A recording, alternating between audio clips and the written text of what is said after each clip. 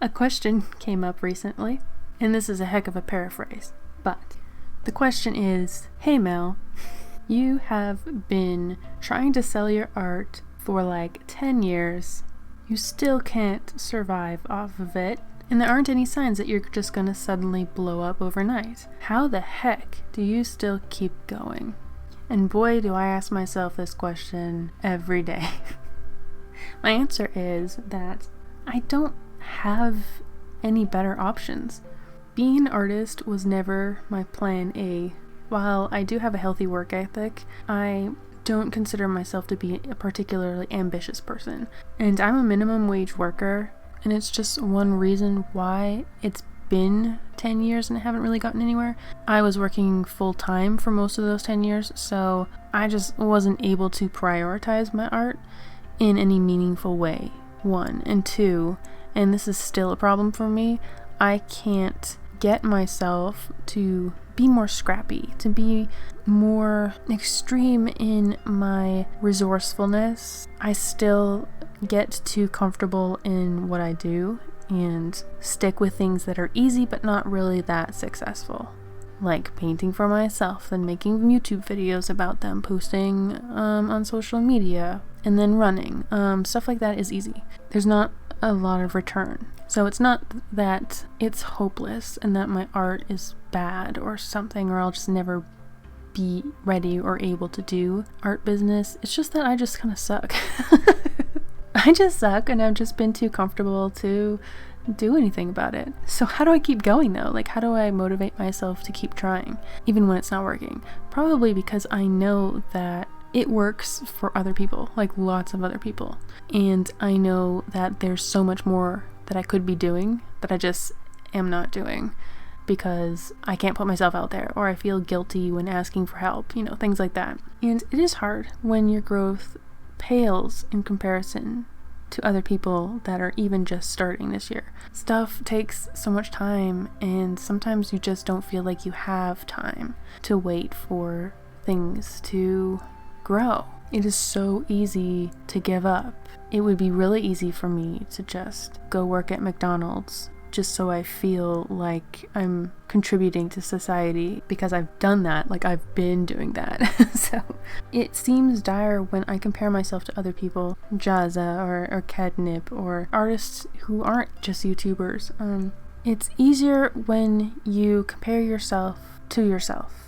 At the end of every year, I keep track of the numbers and things that have improved and things that have gotten worse. And I've tried to learn from it, and I can compare myself. And I can look between this year's numbers and last year's numbers and the years before what my personal rate of growth is. And it may be slow, but it isn't zero.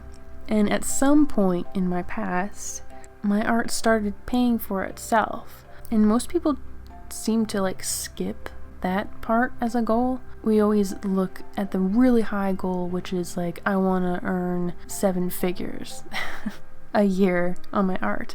But I don't know how many people write down in their goal sheet to be able to make it enough that your art is funded by itself. At the very minimum, you just have to be better today than you were yesterday. And that's how I keep myself motivated. 2020 kind of threw a hitch in that a little bit. This year I was able to see what would happen if I was able to devote at least half a day every day to the art business, and it felt like I was doing better, but when I crunched the numbers, I really wasn't doing any better. But yeah, it's not always about the numbers either. Even though my numbers are lower, I feel like I've done bigger things this year. This year was the year that I licensed a piece of art to hang in the city, which was a gigantic deal for me and a huge windfall. This year was the year that Hirith passed, and that included a few commissions and meeting amazing, wonderful people. My Twitter grew a little bit because of that. I don't want to say a lot, because young people seem to grow their Twitter by the thousands every year, and I'm really impressed by that. Teach me your ways. All right. I won second place at a show, the miniature art show. I had 6 pieces in that, and I sold out, which is the first time I've ever sold out at a show. I can minimize it by saying that they were just little cheap paintings, but like, that's pretty cool though, right? Like, that didn't happen last year. I remember when I first started Etsy, I had maybe one sale every 6 to 8 months of some small item. And this past week, I've had a sale almost every day.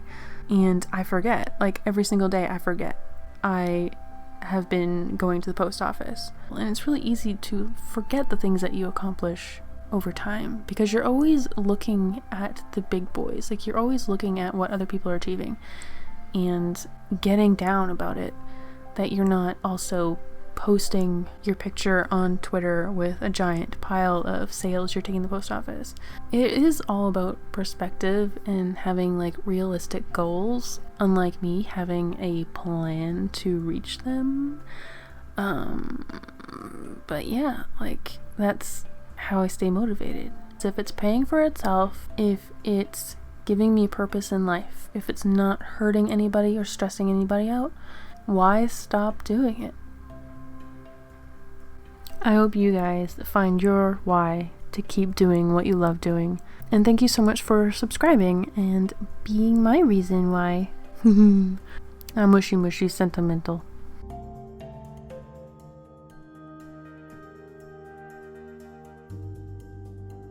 I also have an Etsy shop where I sell original art, handmade sketchbooks, very nice prints, calendars, pet commissions, original art necklaces, and I have a sketchbook club on Patreon where we get together and fill our sketchbooks according to the theme of the month. Thanks for subscribing. I'll see you next time.